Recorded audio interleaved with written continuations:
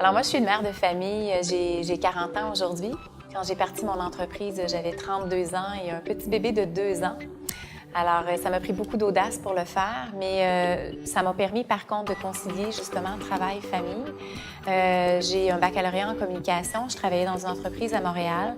Donc, pour moi, c'était tout naturel de partir une entreprise près de chez moi et de pouvoir, oui, travailler beaucoup, mais faire quelque chose de passionnant qui faisait que j'étais très heureuse de venir travailler puis de pouvoir m'occuper des enfants à la fois. Mon nom est Geneviève Séguin. Je suis copropriétaire de l'Espace Créatif, une entreprise que j'ai fondée en 2008. Nous, on offre 3 loisirs sous le même toit. On a la peinture sur céramique, l'art du papier, le scrapbooking qu'on disait à l'époque, et les ateliers de décoration de biscuits. Donc, c'est vraiment ça qui nous distingue comme concept. C'est des ateliers créatifs où les gens peuvent venir en tout temps, sans réservation. Et on a aussi une halte garderie et un espace café avec bar à jus, café barista. On a aussi un bar à grilled cheese. Donc, c'est vraiment tout ça sous le même toit. Être entrepreneur, ça m'apporte beaucoup de bonheur. Ça m'apporte aussi beaucoup d'essentiel dans ma vie. Ça fait en sorte qu'on est toujours obligé d'être confronté à tous les jours à ce qui est important. Nos patrons, c'est nos clients. Donc, c'est très important d'être à l'écoute. On apprend beaucoup sur soi aussi en tant qu'entrepreneur parce qu'on a différents défis, pas juste de faire rouler une entreprise, mais le côté communicationnel, le côté rentabilité. On a aussi l'aspect, ce qu'on apporte aux employés.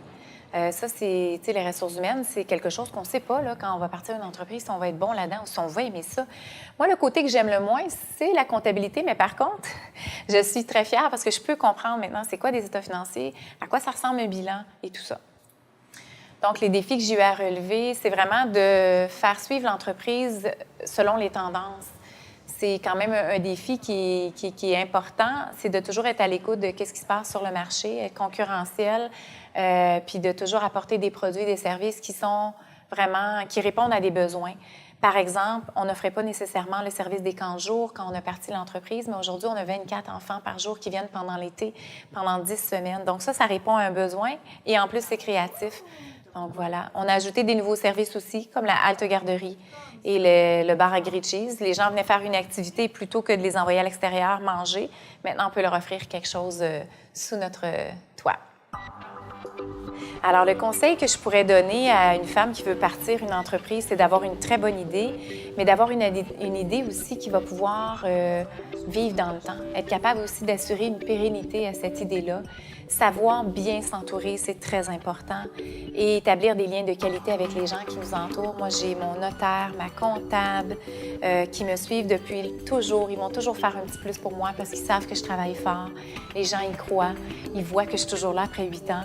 Je suis aussi allée me chercher un mentor dans les premières années parce que, naturellement, moi, j'ai pas une famille d'entrepreneurs. Donc, c'était difficile d'avoir. J'avais pas mon papa qui venait me donner un coup de main ou ma mère qui venait m'aider. Donc, mon aide, ça a été des amis qui ont bien voulu venir m'aider au début à venir faire des heures de travail pour me donner un petit coup de pouce. Alors, l'espace créatif, je crois, d'ici 5 ans, s'en va vers on veut vraiment franchiser le concept. On s'entend qu'on n'aura pas 10 l'espace créatif collé dans le même territoire de la MRC de l'Assomption, mais on a ciblé quand même des territoires. On aimerait avoir d'ici 2 ans 2 autres franchises. On a le secteur de la Couronne-Nord qu'on vise, Blainville, tout ça. Et on a aussi le secteur de l'Ouest de Montréal, Vaudreuil-Dorion. C'est des secteurs qu'on regarde. On trouve qu'il y a une belle concentration de familles et puis c'est vraiment des destinations familiales. C'est vraiment ça qu'on voit comme développement d'affaires.